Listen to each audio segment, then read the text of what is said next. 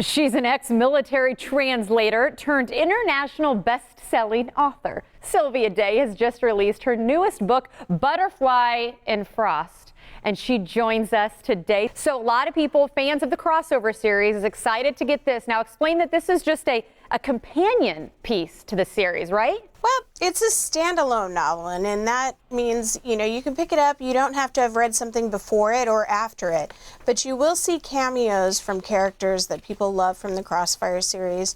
So for those people who are looking for, something a little familiar, they'll get that, but they'll also get something brand new. And Sylvia, I think this actually speaks to your talent here, because a lot of people are talking about how this book kind of marks your return. But in all honesty, it was only, 5 years in between books? Am I correct about that? So really, it just shows how fans wanted more from you. I think for a lot of people, it felt like 10 years. For me, it felt like 3 months. So, of course, time is really relative. But yeah, definitely for romance, it's a long time. Romance novelists are typically very prolific, and romance readers are very voracious. So, a 3-year stretch is quite a bit, but it was a good time for me to take off. It was important for me to take off that time for my family, and it was a wonderful time for me to gestate this story. I'm really excited for readers to get it. Well, and one of the things that was interesting, I didn't realize this until I saw some notes here, with over $1 billion in annual sales, romance is what takes it all when it comes to novels. Why do you think that is? Why is romance novels still the most popular genre?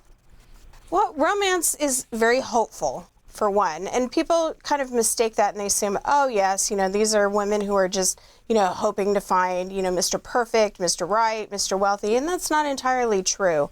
The hopefulness comes from a variety of different factors. For some women, they read romance novels because they look at the heroines of these books as being women they aspire to. These are women who are flawed characters.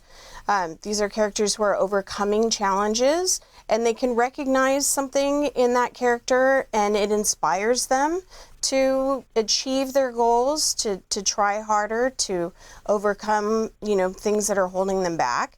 So in some cases, women are reading the books because of the heroine. Sometimes they're reading the books for the hero. They're looking at it and saying, you know what, I deserve to be treated that way. I deserve to find somebody who supports me like that, who wants good things for me, who wants to see me succeed. And, for others, it's an example of what a healthy relationship looks like. Somebody who is really supportive, who challenges you to be the best version of yourself, to achieve all of your goals, that somebody's going to be there to catch you when you fall. These things are very hopeful, very positive, and they're part of the human condition. I think anybody can relate to that. Well, speaking of goals, I think it's interesting. You're right now serving as the president of the Romance Writers of America. Why is it important for you to give back, to be able